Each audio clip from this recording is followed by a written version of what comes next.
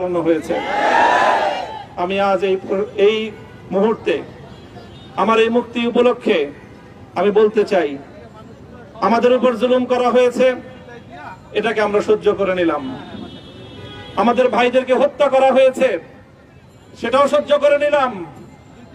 আমরা আমার সন্তানের লাশ কাঁধে তুলে নিয়েছি, সেটাকেও আমি হাসি মুখে বরণ করে নিলাম।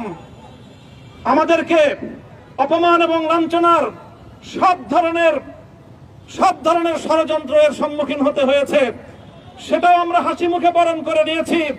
কিন্তু আল্লাহর জমিনে আল্লাহ এবং তার রাসূলের কোনো অসম্মান এক মুহূর্তের জন্য আমরা বরদাস্ত করে নেব। আমরা আমাদের সর্বোচ্চ ত্যাগ এবং কোরবানি স্বীকার করতে প্রস্তুত রয়েছি, জীবন দিতে প্রস্তুত রয়েছি। আল্লাহর জমিনে আল্লাহর দ্বীনের ঝান্ডা সমুন্নত করেই আমাদের যাত্রা থামবে ইনশাআল্লাহ।